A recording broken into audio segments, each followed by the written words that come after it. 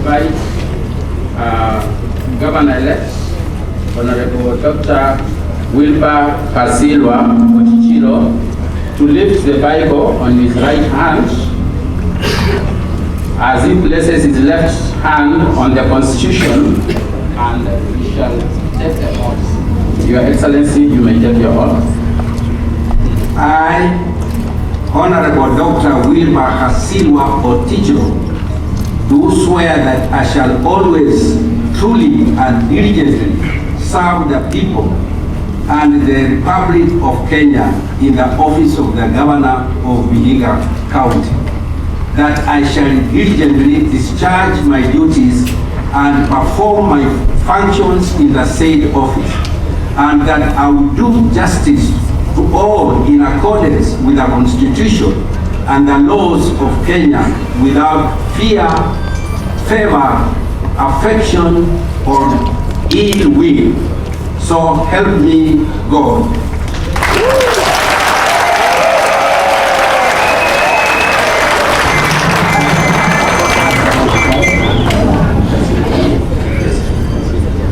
The governor then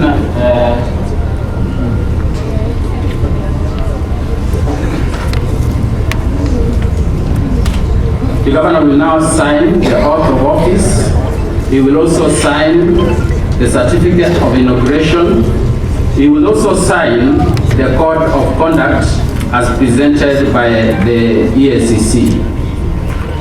And after he has signed, the judge will then countersign.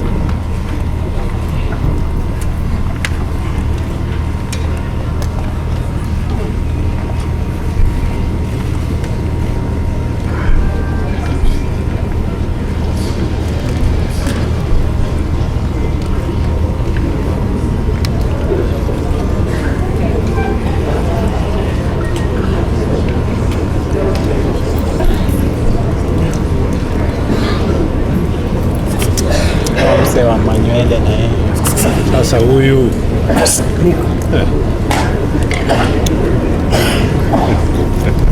nadhani yeye anataka kuja peke yake. Mambo gani?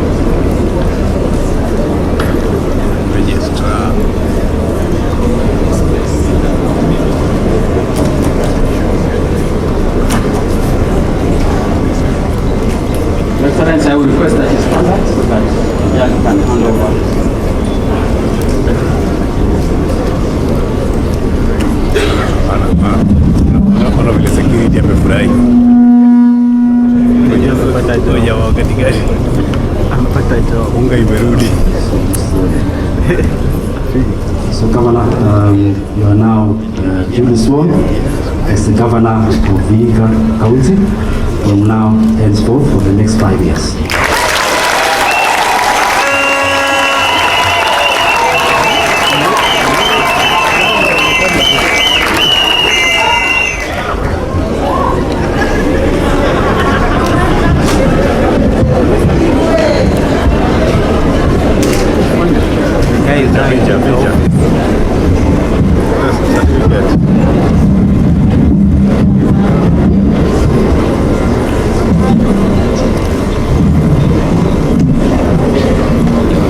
Okay, thank you very much. That is duly done for the governor. I will now call again the Honorable Judge. Your Honor, this is a swearing ceremony for the Deputy Governor of Vihiga County, pursuant to Gazette Notice 9945, dated 19th August 2022, in fulfillment of the requirements of Article 74 of the Constitution and as read with Section 12 of the Assumption of Office of the Governor Act 2019. My Lord, you are now called upon to administer the oath of the office of the Governor.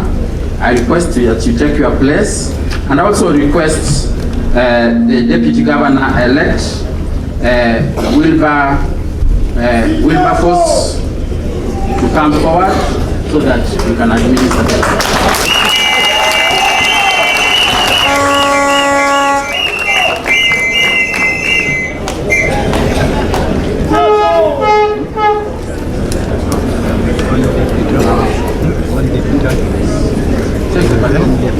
Kindly take your Bible in your right hand and hold the left hand on the Constitution.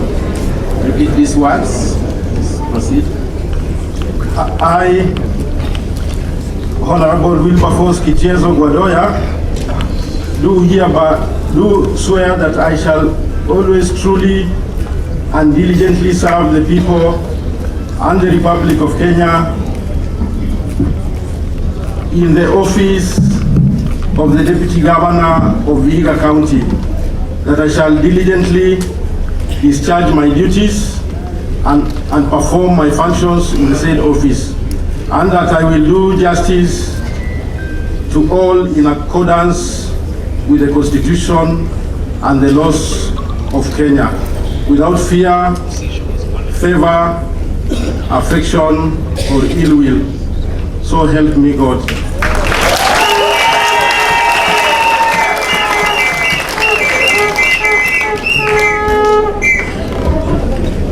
The Deputy Governor-elect, you will now proceed to the seat so that you can sign.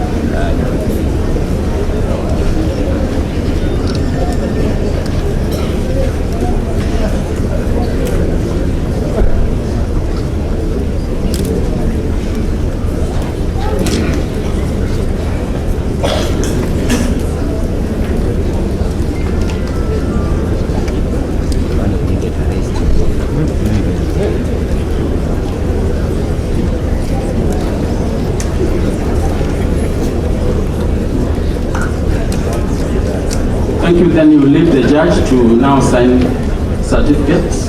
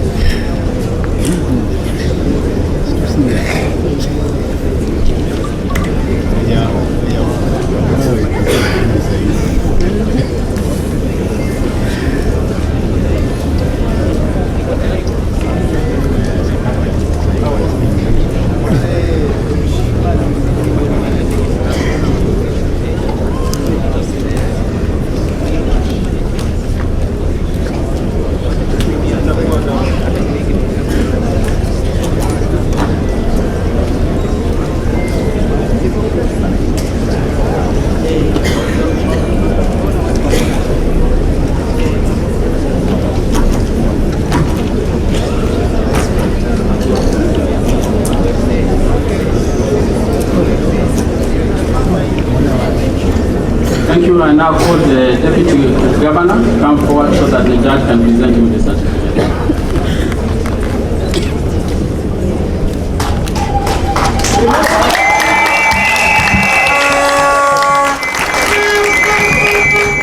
So Wilberforce Otichilo, Wadoya, you have now been duly sworn to be the Deputy Governor of Vihiga County for the next 5 years. You will be serving under as the Deputy Governor. Congratulations.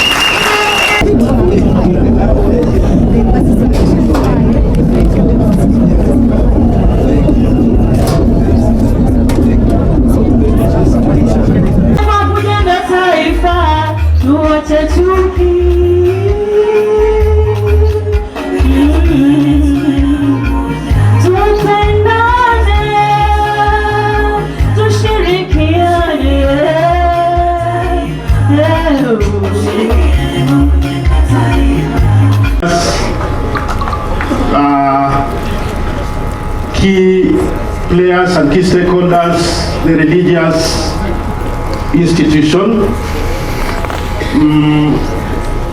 wapendwa wote wa kaunti yetu ya Vihiga, ni wasalimu hamjambo. Hamjambo tena. Mirembe kumunyi. Allow me to take this opportunity kwa unyenyekevu mkubwa kumshukuru Mwenyezi Mungu kwa haya yote. Amen.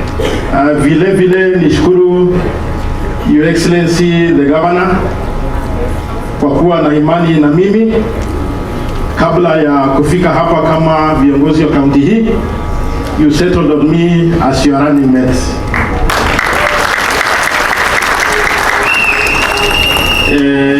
Your Excellency, nichukue fursa hiyo kukushukuru, and I want to wish you all the best as our county leader.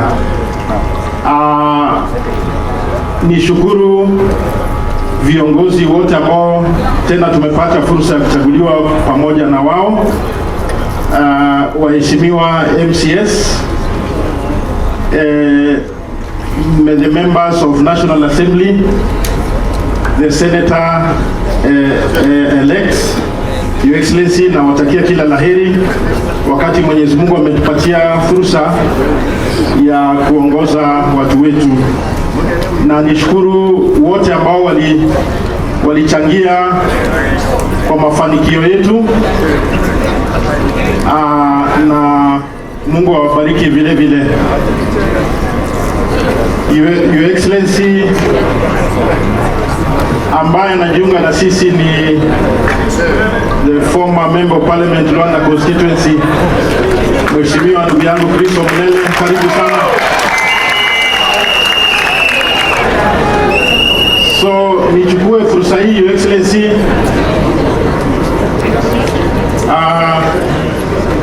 kukuhakikishia ya kwamba as your deputy, Your Excellency, I will be guided by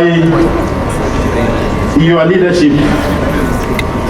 Jukumu yangu kama msaidizi wako kwa masuala ya kuendesha agenda yako ya kaunti hii, I want to assure you of my undivided support. I'll be your first line of defense, Your Excellency. Kama jambo lolote linastahili kufanyika katika kaunti hii, I'll be your champion. Na this great county of Vihiga, na Kenya yetu hii, tumekuwa na hali ya wasiwasi kuhusu uhusiano na ushirikiano kati ya mkubwa na msaidizi wake. Don't expect any trouble. Msitarajie matatizo. Sisi sote ni Wilberforce.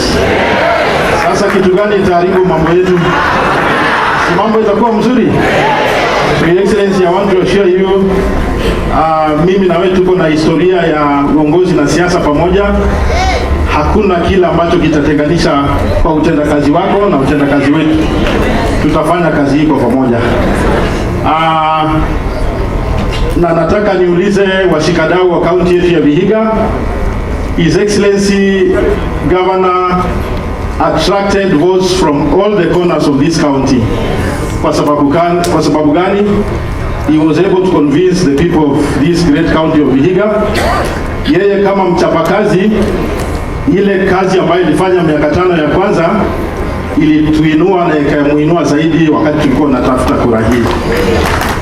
Lakini lazima tushirikiane pamoja, tuje pamoja sisi viongozi, stakeholders, wananchi wetu wapendwa, tufanikishe that transformative vision ambayo His Excellency the Governor aliweza kuwakilisha kwa manifesto yake. And he will not succeed alone. Tunahitaji mkono wa kila mmoja wetu ili tufanikishe ndoto ya gavana wetu. So I want to wish you all the best, Your Excellency, kwa muhula huu, na najua kwamba wananchi wetu wapendwa watatusaidia tufanikishe maono yao. And watu wetu wapendwa wa kaunti ya Vihiga, thank you for protecting this county through your votes. Kama tungelikubali to break the vision yenye Governor Otichilo ako nayo, tungelipiga hatua ya kurudi nyuma. Thank you for giving Governor Otichilo a complete term, miaka 5 ya kwanza, miaka 5 ya pili, so that governor aweze kutusaidia. We want to overtake other counties, and we will only overtake other counties through investing in the visionary leadership of His Excellency Dr. Wilberforce Otichilo. Na kwa hayo machache, hii ni siku ya gavana wetu mpendwa. Sitaki nianze vibaya kwa kuzungumza maneno yenye ya gavana.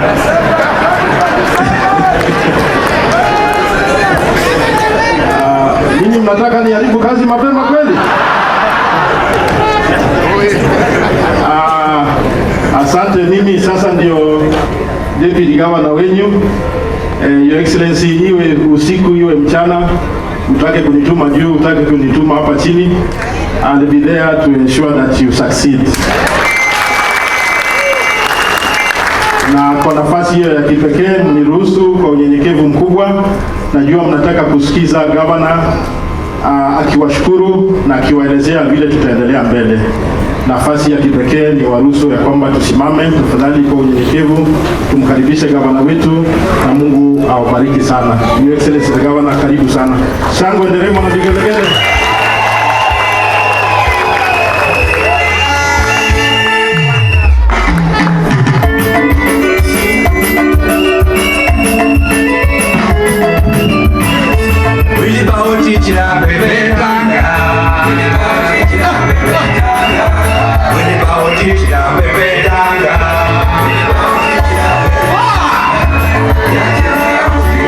Hamjambo tena. Uko na furaha? Leo ni siku mpya. Ni siku ambayo Mwenyezi Mungu ameteua. Ametupatia uongozi mpya. Na kwa niaba yangu binafsi na deputy governor wangu nasema asanteni sana kwa kuja kwa wingi. Sitakuwa mwingi wa maneno. Nimeandika speech mrefu pia, lakini nimeona hii speech nikisoma yote utachukua masaa mawili, na nikasema kwamba hakuna haja ya kusoma hii speech. Mimi kama gavana wenu nitazungumza tu vile maneno itatoka kwa kichwa, kwa vile ile furaha niko nayo sijui vile naweza elezea. Nasema tu ni Mwenyezi Mungu ndio najua, na leo tumeona kazi ya Mungu ikitendeka. Siku ya leo ni siku ambayo hatukutarajia tutakuwa hapa. Vile mnajua kwamba tumekuwa na kampeni kali kabisa ambao tulikuwa na waziwazi, hata mimi mwenyewe nilikuwa na waziwazi. Sikujua vitarudi manija vile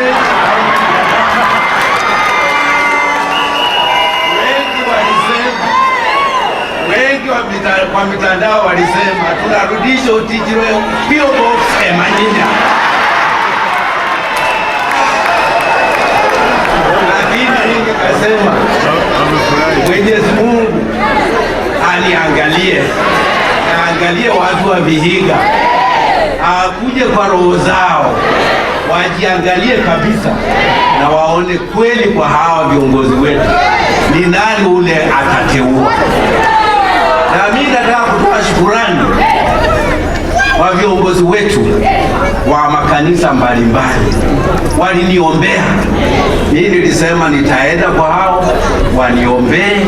Kanisa langu nilienda, akibishop wangu ako pale, nikasema Baba niweke kwa mkono ya Mungu, akaniweka. Niko na kamati ya Interreligious Committee kwa kaunti mzima, nikawaita nikawaambia kujeni kwa ofisi muniombee ili nibaki kwa hii ofisi niendelee na kazi. Na walikuja na wakatoa ile maombi naitwa maalum, ile amachomeke kabisa, ile direct, inaenda direct, haiendi kando kando. Na nafikiri wakati huo Mungu alikuwa imara na akaona huyu mzee ndio ataendelea. Kwa hivyo nasema asanteni sana kwa watu wa Vihiga, nasema asante. Yale umetenda ni kuonyesha kwamba kisiasa mumekomaa, kisiasa mumekomaa. Saa hii hakuna hata mtu akileta handouts ama pesa ngapi, unajua ni nani amtenda kazi. Na kwa hii wakati ambao tumekuwa kwa kampeni, mumenipatisha na kunipatia jina mpya. Mumesema Otichilo ni mtenda kazi. Na mimi sikuwa hata najua hiyo jina, lakini wenyinyi mmesema Otichilo ni mchapaka. Na kitu ya muhimu ni kwamba ukiwa na kwa uongozi lazima uwe mnyenyekevu, lazima usikize yale watu wako wanataka. Na mimi nasema shukrani kwa Mwenyezi Mungu, kwa miaka hii 5 nimekuwa uongozini, mumenipatia support ya kutosha. Nilikuwa na changamoto kubwa, lakini mliniombea. Hata tiko na bishop ambao wako hapa, walikuja kwa ofisi yangu wakaniambia, Governor, usiwe na wasiwasi, Mungu atakusaidia kwa haya machangamoto yote ambao uko nayo. Na kwa kweli Mungu alitenda hayo. So yangu ni kusema asanteni, asanteni, asanteni sana. Na nataka kutoa shukrani kwa nyinyi watu wa Vihiga pia, kwa kuwa na election campaign ambayo imekuwa campaign ya kipekee kwa kaunti hii, hata kwa Kenya kwa jumla. Tumekuwa na peaceful campaign ambao watu hawajatusi wengine, watu wameangalia tu yale sera zao. Kwa hivyo nasema asanteni sana kwa watu wa Vihiga kwa yale ambao mumetenda, na tumeonyesha kwamba tumekomaa kwa kisiasa. Hata wale viongozi wote ambao sisi tulikia na nia viti mbalimbali, baada ya uchaguzi na matangazo kutangazwa wale wameshinda, hatujakuwa na vurugu yoyote. Sisi sote tumerudi, tuko pamoja.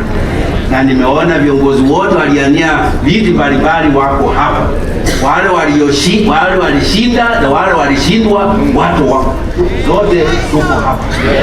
Na mkiangalia hapa mbele mnaona kwamba hawa viongozi walishinda na ambao walishindwa, zote tuko hapa. Kwa vile nia yetu ni moja, ni kuleta mabadiliko na maendeleo mapya Vihiga County. Hiyo ndio nia yetu. Zote wakati tulikuwa nauliza kuchakuliwa, tulikuwa na nia moja, na hiyo nia ilikuwa kwamba tulete maendeleo kwa watu wa Vihiga na tubadilishe maisha ya watu wa Vihiga. Kwa hivyo sasa election imeisha. Sasa hilo iliyobaki ni sisi viongozi wote kuja pamoja na kuangazia ni maendeleo gani ambayo tungependa sisi watu wa Vihiga tuweke kipao ya mbele, ili kuona kwamba kwa miaka 5 ijayo tutakuwa na maendeleo ambayo itabadilisha maisha ya wananchi, ili wananchi wetu wawe na maisha ambao ni ya hali ya juu. So hilo ndio jukumu letu, na niko na furaha viongozi wote wako hapa, na yale sasa ambayo imebaki ni kusema tuende mbele, tupeleke kaunti yetu mbele. Tumekuwa na watu wengi ambao wamenisaidia kwa hii kampeni, siwezi nikasema wote, lakini kwa jumla naweza sema watu wote wa Vihiga walinisupport kwa hii kampeni. Wale ambao hawakunisupport, wale wanisupport, sasa tuko kitu moja. Sasa tuko kitu moja, na kuangazia yetu ni kuangazia maendeleo ya Vihiga bila mapendeleo wala ufisadi. Na nitazungumzia jambo la ufisadi hapo kwa speech yangu ikiendelea. So natoa shukrani kwa nyinyi nyote, viongozi ambao wamekuja hapa, viongozi ambao hawajakuja lakini wameleta ujumbe wao wa heri na baraka. Natoa shukrani kwa kamati ambayo imeandaa hii occasion ya leo, ambao nimetawazwa kirasmi kuwa gavana wenu kwa miaka 5. So wale ambao hawakuwa wananipenda, namwambia anzeni kunipenda saa hii.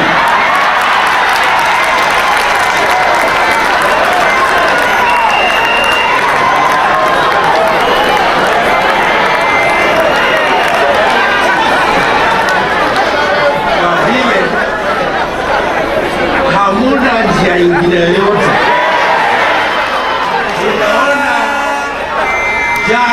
umeona judge mwenyewe ambaye ametumwa na Chief Justice akiniapisha.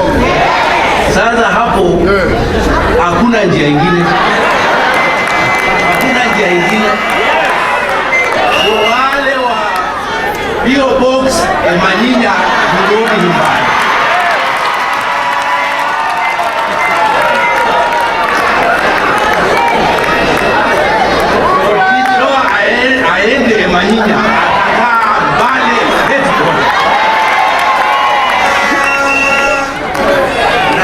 Nataka kuhakikishia kwamba jambo la kwanza ambalo ninashughulikia ni kuhakikisha kwamba nyumba ya governor ambaye ndio itakuwa center of power in this county inamalizwa, ili nimuite nyote mkuje kwa hiyo nyumba. So wale ambao walikuwa wanatarajia kwamba gavana atarudi kwake, wajue kwamba gavana atakuwa kwa nyumba ya county government. Na kazi ya gavana ni kiongozi wa county. Mimi ni president wa Vihiga county.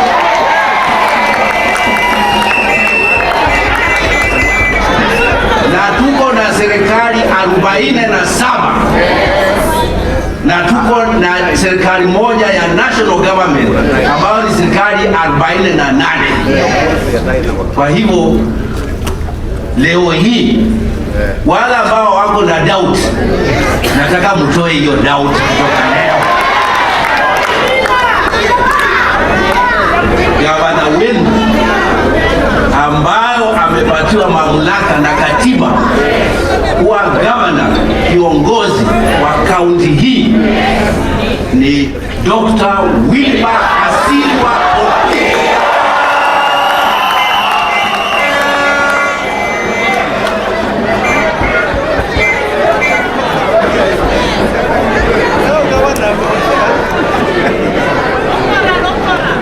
Nasema wengine wanakuwa na taabu ya pronounce Otichilo.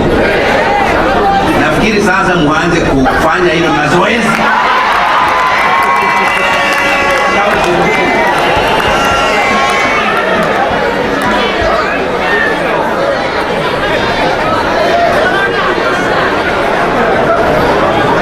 Kwa vile kwa neema ya Mwenyezi Mungu jina Otichilo limeingia kwa kumbukumbu ya historia ya Vihiga County, na kuna wakati wowote utaerezi hilo jina. Kwa hivyo ni mzuri kujua vile ya pronounce hiyo jina.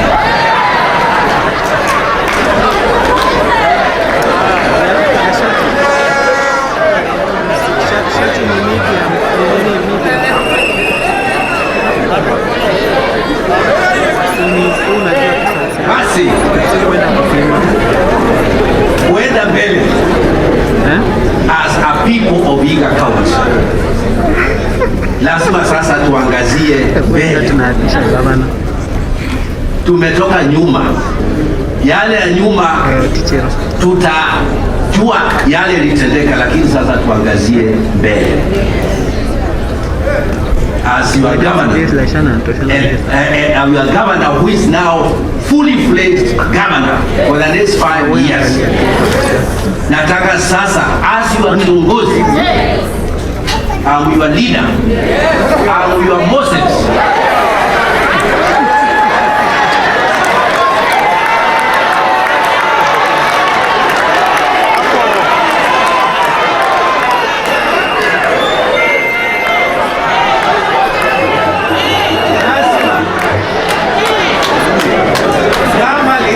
kama Moses wenu ambao amepatiwa mamlaka. Singapatiwa mamlaka. Moses alipatiwa mamlaka na Mwenyezi Mungu.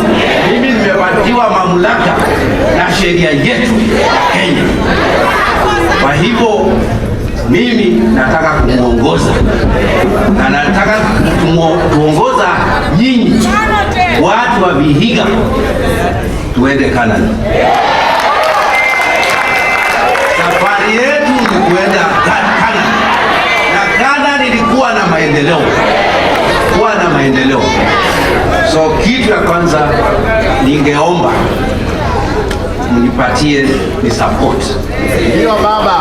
Support mnipatie. Ndio baba. Viongozi wote ambao wako elected, mimi natoa na nasema kwa unyenyekevu, tafadhali viongozi wote, hata wale ambao tumekuwa kwa mirengo mbalimbali, tafadhali nipatie support, na mimi I will respect you, na nitasikiza yale ambao mtasema, bora tu itatupeleka Canada. So ningependa as a start today tukubaliane kama watu wa Vihiga tunatembea pamoja. Nataka tukubaliane leo kama watu wa Vihiga tuko jamii moja. Nataka kuanzia leo haya maneno ya kusema hii ni Wanyore, hii ni Maragoli, hii ni Tiriki, hawa ni Terik, hiyo kuanzia leo nataka kusema tuweke kwa kaburi iliyosaulika. We want to be people of Vihiga.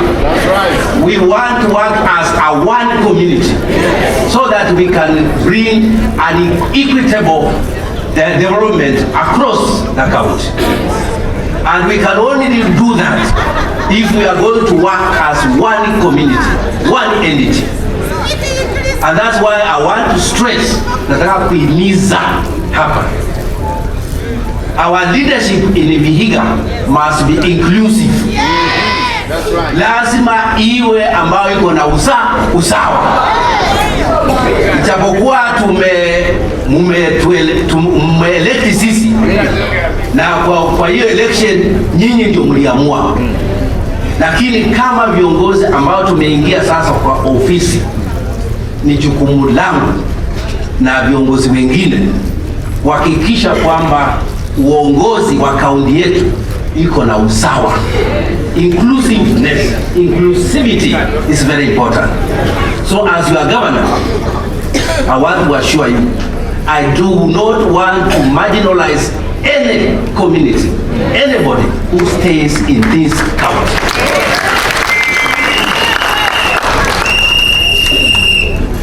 Anybody who stays in this county belongs to this county. Therefore, we should not at all say that this one, it does not belong here. All of us belong to Vihiga. Whether you are from Central, but you work here, you do business here, you belong here in Vihiga. And when there are benefits, those people deserve to get the benefits.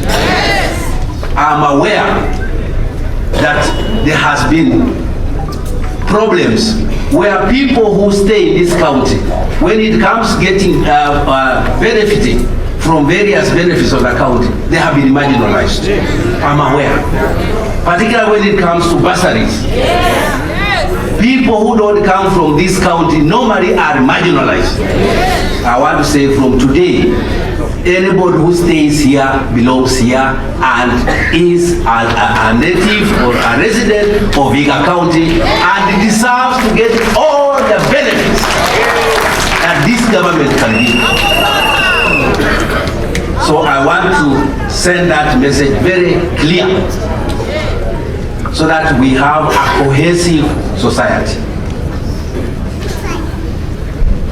There is a lot that we have done in the first 5 years of my leadership.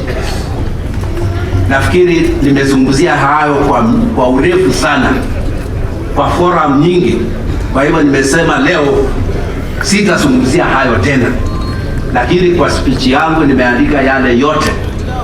Pahali tunatoka and pahali tunataka kwenda.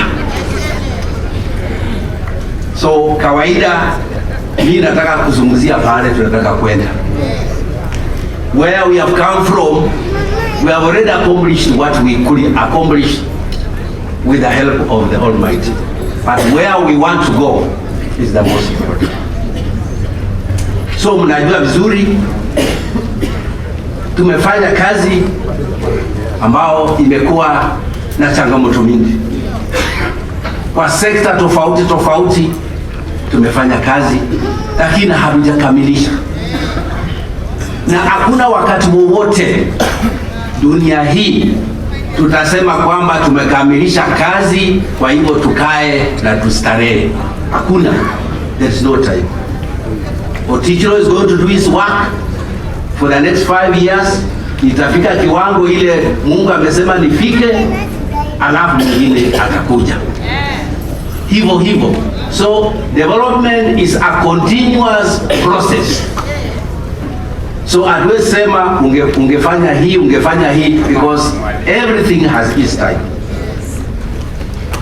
Kwa upande wa governance, yani uongozi, I can say tumefanya kazi ambayo inastahili. Lakini as Vihiga, we still have challenges in governance system. So in the next dispensation, I'm going to work on governance. Governance is very important. Na bila governance system mzuri, hakuna chochote unaweza fanya. So kwa wakati huu tumefanya yale ambayo tungefanya kwa hiyo miaka 5 imeisha. But there is still a lot I'm going to do under governance system of Vihiga County. My vision is to ensure that when I leave, God willing, when I leave this seat in 2027, I should have put a foundation of a governance system that anybody would come and run the system, whether he likes it or not. itakuwa system. That's why in the US, in the developed countries, they don't care who becomes the president. They don't care who becomes the governor, because the systems are in place and they will work. Whether the governor who is there is a rogue governor or not, the systems will work.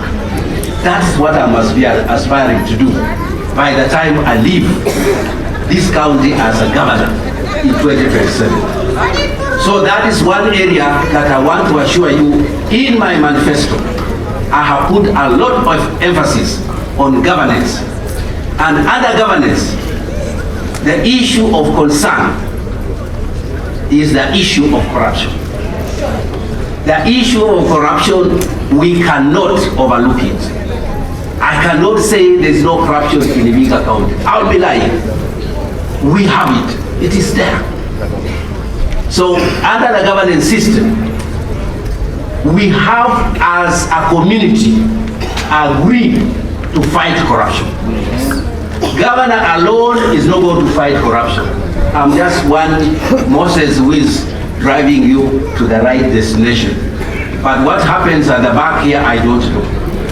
So all of us, we must come out clearly and say we must fight corruption. And I've signed here, one of the documents I've signed, ESCC, I've signed to ensure that I will fight corruption using all my energies and knowledge. That's what I've signed here. So I want you to help me to do it. As I was being sworn, my party leader and our presidential candidate, our president, Raila Amolo,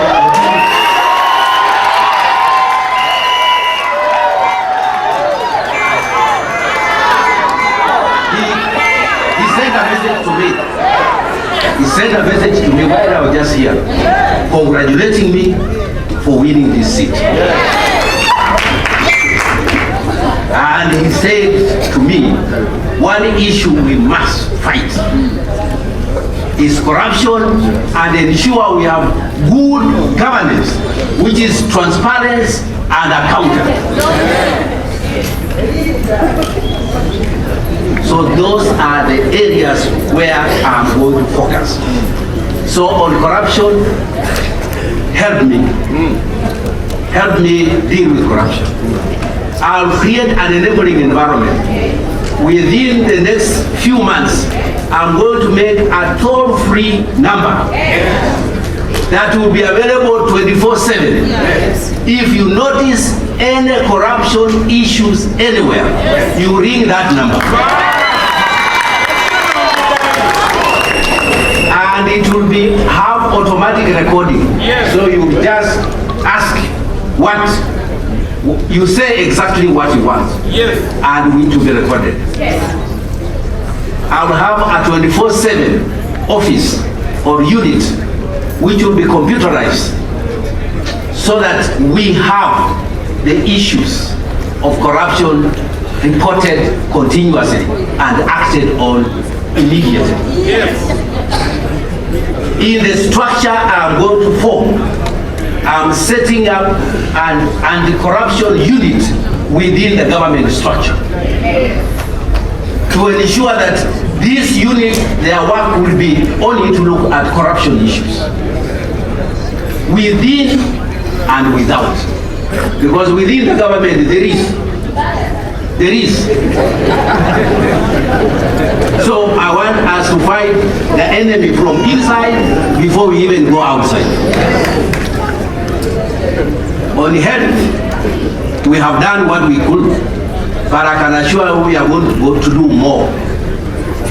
So on the health sector, I want to assure the people of Vihiga that I have in manifesto a number of programs that I'm going to implement that will improve the healthcare system in this country, in this county.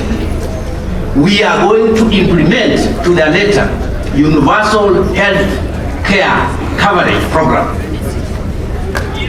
This is a national program, and we are working with the national government to ensure that this program is implemented at the county.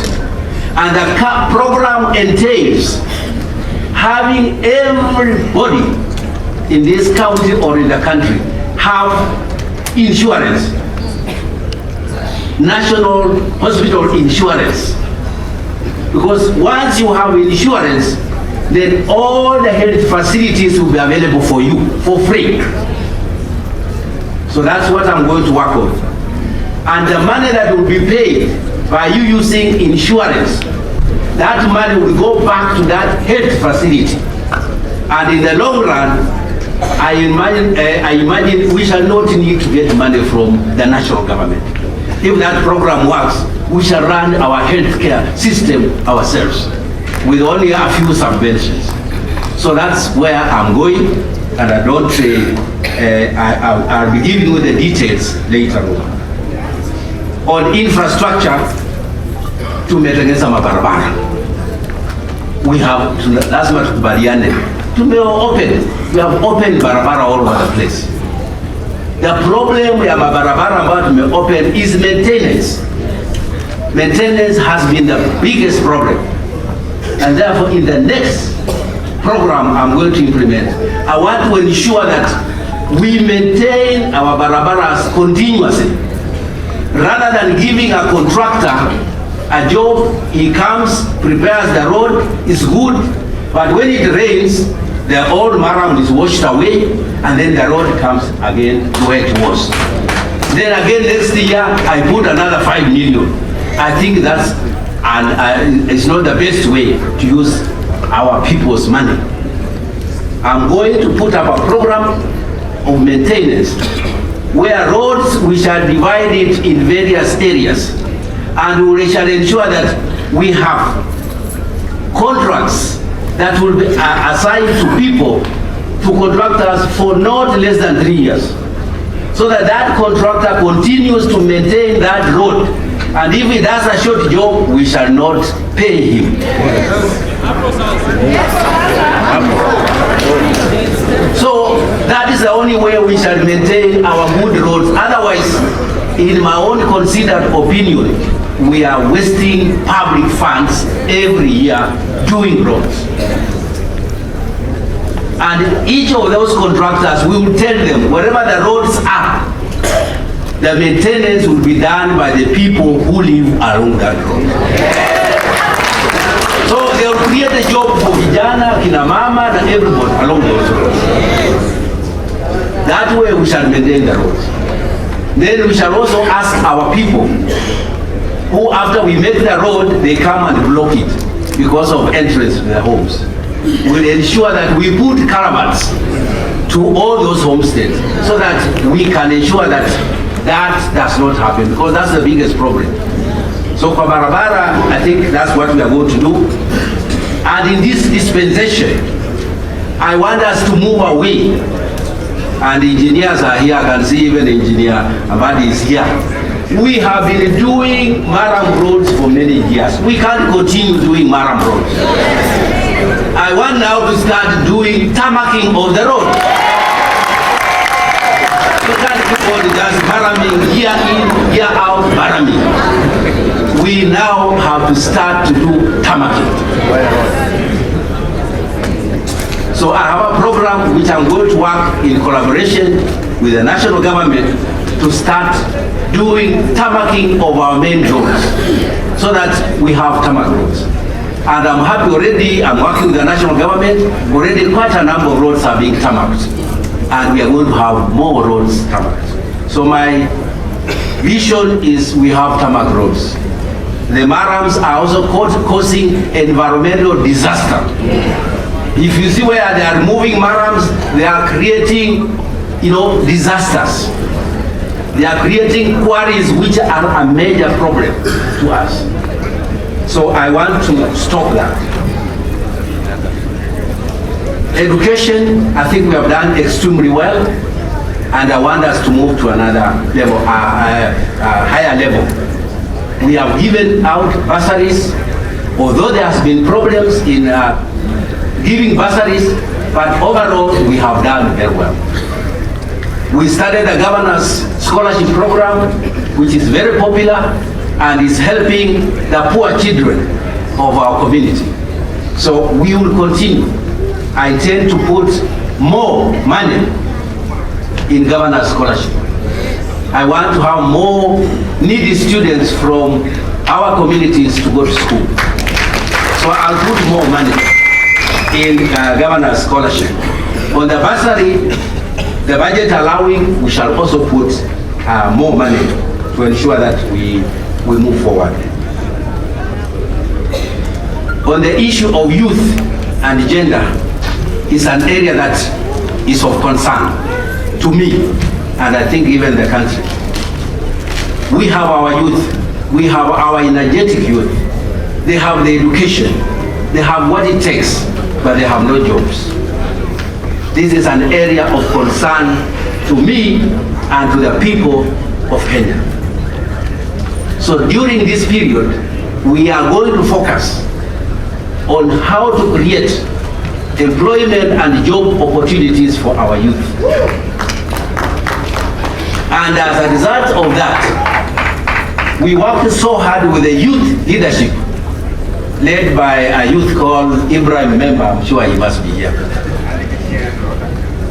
They worked so hard to come up with a youth act, which we have already now gone through the assembly and is now a youth act, is now law. That youth law allows us as a government to bring the youth in the mainstream of the government. The youth have not been benefiting from the 30% affirmative action on the tenders that the government, the Vihiga County government awards. With that law, they will be able to access. We have also set up a youth fund that is going to be dedicated specifically to the youth, and they will manage it themselves. Anytime you reach 35 years, if you are a leader, you will automatically be moved. Because we want that fund to be managed by the youth, so that if they squander the money, we will tell them, look, we gave you the money, and you yourself, we have squandered it. So don't ask us. So we would want to have that fund, and I'm going to operationalize it as soon as we get the requisite funds from Treasury. So that will be able to help our youth. We are opening more opportunities in our youth polytechnics and our technical institutes, where we want more of our youth to go and learn skills. And from there, they'll be able to access to the funds and be able to get money to do biashara. On the trade, we have not done much. Yes, we have established trade and enterprise fund, but this fund has not had adequate money to have an impact. Kwa hivyo hii trade and enterprise fund tunataka tu-expand, tuweke pesa nyingi, na hii pesa will focus on the small scale business people, the mama mboga. Because the one we have had, most of the money has gone to the business people who are already doing business. We want at least mama mboga, wale wakitaka 5,000, 10,000, up to 20,000, kupatia hiyo pesa bila masharti. So that we are going to do. Our markets, most of them, they don't have the facilities that are required. Na ndio sisi tunakuja kuchukua usuru huko, lakini facilities ambazo ziko huko si za kuridhisha. Particularly in many of our account markets, there are no toilets. Yes. There are no toilets at all. So one of my key projects I'm going to do is to ensure all the markets have the requisite facilities, starting with the toilet. So that we will do as we move forward. On agriculture, we want to focus on agribusiness. Tunataka kufanya kilimo biashara. We have grown maize and beans for many years, and we are entangled in poverty. Nataka sasa tuachane na maize na beans, we go for horticulture. Tuanze kupanda mboga na hivi vyakula nakuwa haraka ile ambayo tutauza. So that's a program we are going to expand through the NARIC program that's already ongoing. Kwa mazingira tuko na changamoto kubwa kwa upande wa mazingira. Ijapokuwa nataka kutoa shukurani kwa watu wa Vihiga kwa kupanda miti. Watu wa Vihiga, nyinyi ndio number 3 in Kenya kwa kupanda miti. Watu wa kwanza ni Nyeri, followed by Nyandarua, and then the third one ni Vihiga. Our tree cover is 35.9%. Wengine wana struggle kupata 10% of tree cover. Sisi tuko na 35.9%. So kwa upande wa miti tumefanya vizuri, lakini tuko na makosa ambao lazima turekebishe. Kwa upande wa mito, ile miti ambayo ama ile miti ambayo iko kando ya mito tumetoa zote, na sasa tumewaacha mito yetu wazi. Tunalima mpaka kwa mto na mito mingi imekauka. Maji ndio uhai, and therefore in the next dispensation ambayo tumeanza leo, lazima turudishe ile mito yetu vile ilikuwa. Sheria inasema kutoka katikati ya mto lazima usipande chochote 30 meters on either side. So hiyo ni sheria ambayo iko kwa vitabu hii nimesaini moja hapa. So lazima as a government we will have to ensure that we save water. Kwa vile kama we don't conserve water, we are going to die. Maji ndio uhai. So that's an area tutatoa sera, na hiyo sera tutaanzia na nyinyi mseme how we want to rehabilitate those riverine areas. Alafu mkitoa hiyo sera nitapeleka kwa assembly wakubali, alafu sisi zote tufanye yale ambayo tutakuwa tunakubaliana. Kwa hivyo sitasema tu Otichilo kwa vile sasa ni governor amechukua rungu ataanza kusema basi toka hapa. No, we are going to follow the procedure. Na counties zingine zimefanya, so we are not going to reinvent the wheel. We are not going to do anything new. Other counties have done. So mjue wale ambao wako kando na mito, we must save those rivers. Lazima tupande miti ndio hiyo maji irudi.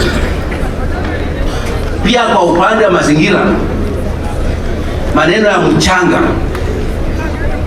tuko na sehemu zetu ambazo ziko milimani huko Maragoli Hills na huko South na huko West Hamisi, huko Tambua, Banja huko. Watu wanatoa mchanga kutoka kwa mito, na hiyo sasa imeharibu mazingira ya pande hiyo, barabara zinaporomoka and so on and so on. So kwa upande wa mchanga tutaleta tena sera vile tutafanya ili tuone kwamba hilo janga haliendelei. So tuko na kazi kubwa kwa upande wa mazingira.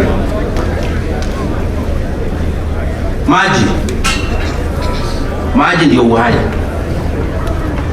na wakati huu mmenipatia kitu ya kwanza nataka kuangazia ni maji. Nataka by God willing nikirudi sasa officially PO Box Manyinya in 2027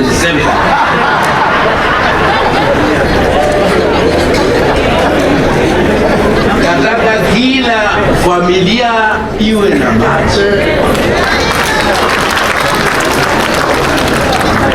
na hiyo inawezekana. Actually inawezekana. Tuko na water projects everywhere, lakini hizo water projects ni kwamba hatujazambaza maji kwa watu. So that's a program I'm going to start from Monday. already have engaged a donor from Germany. The donor is here as we are talking.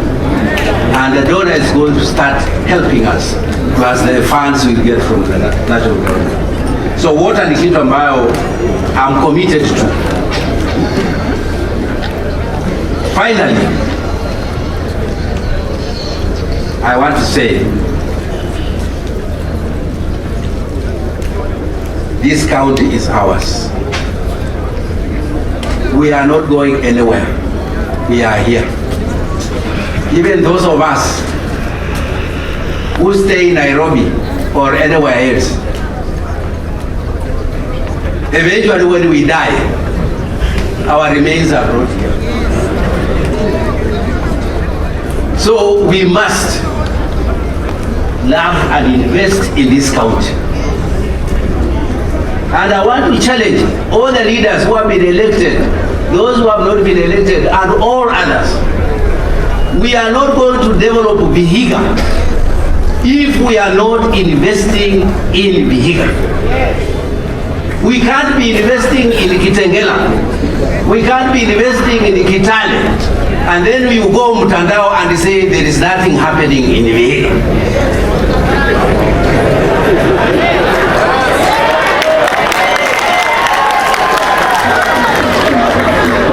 So hawa wanaandika kwa mitandao. I want to tell you, that money you are using on Mutandao from morning to evening, kama ngeweka pamoja, ungekuja uanze kioski hapa na ungecreate jobs. So I want to appeal the people of Vihiga, particularly the elite, sisi ambao tumesoma, tukitumia pesa ya wananchi hapa.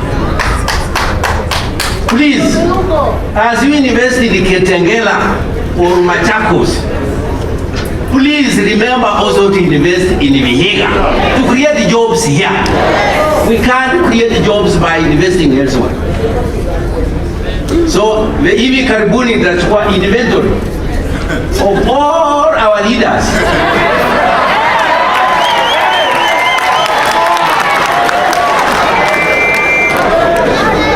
To ensure if you are a leader and you have not invested in Vihiga, we will tell you go and stay where you are.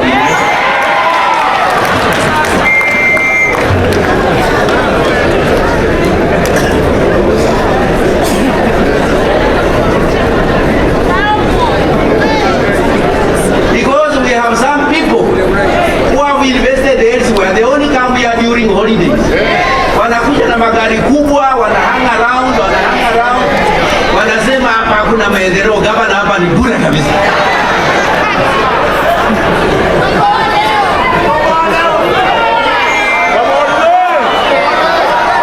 And they have not done anything here. Tuko na mashamba iko kwa town. Some of them own those mashamba, so they have done nothing. So I want to see investment. Na hii majina yote nitaweka hata kwa website yetu. Nasema hawa are the ones wanastahili kuinvest in Vihiga, but we here they have invested here, they have invested here. So pia wakuja wa invest.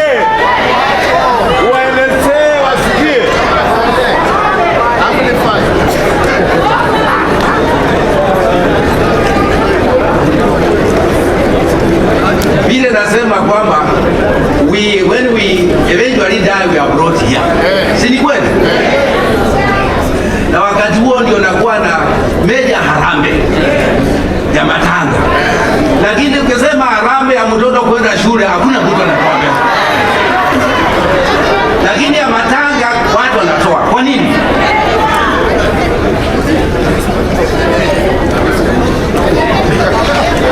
We must change the way we are thinking. Because I believe we seem, as a county, we seem to invest more in the dead than the living. I'm telling you the truth. We must change. Let us invest in the living. For that reason, Vihiga doesn't have a cemetery. Iko mahali watu wanapelekwa kusikwa kama hana mahali popote. We don't have a cemetery in Vihiga. And a cemetery is an essential facility. Hii maneno ya kubali watu nyumbani, tumefika kiwango sasa, the whole land will be graves.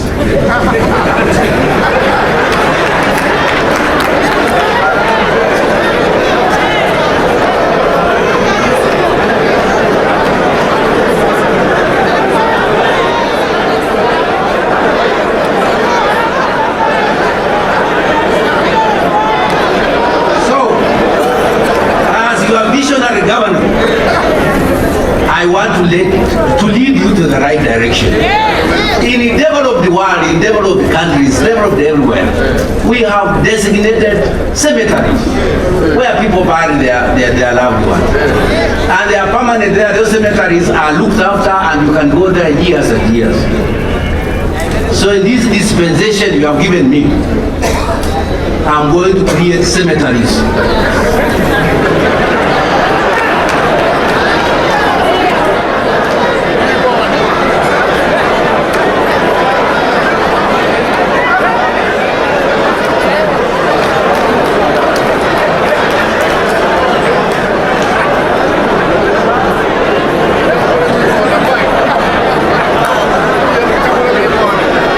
Hiyo lazima tutakuwa na cemetery mahali watu wanashika wenzao,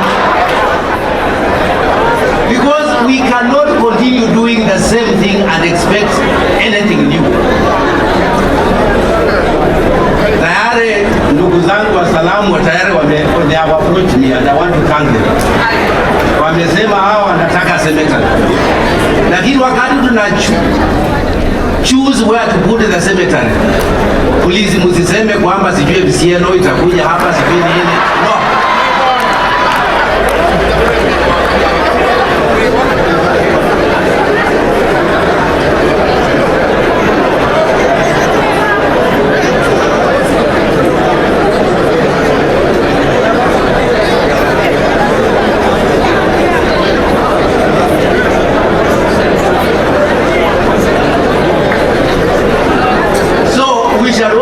Public participation, but where public participation fails, we shall use police powers.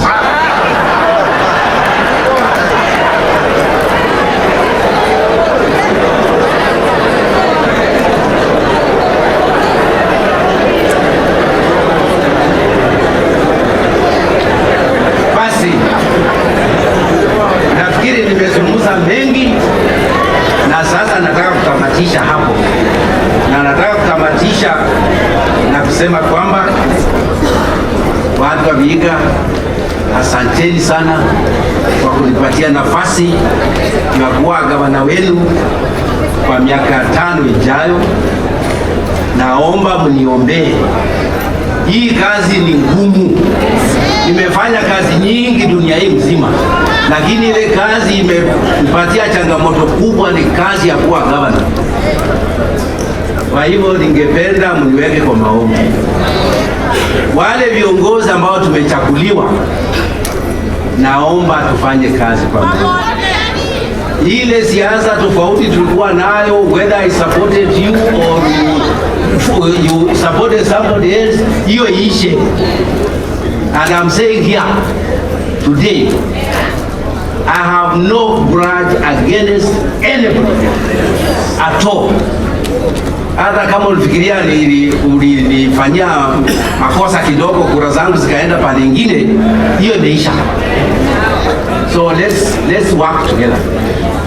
I'm ready to work with you. Our elected members of parliament, please, I want to work with you. We all have the same agenda. Let's work together. Let's consult. Let's see how we can help this county. My doors will be open in the assembly, in the office, and any other place, so that we can work together.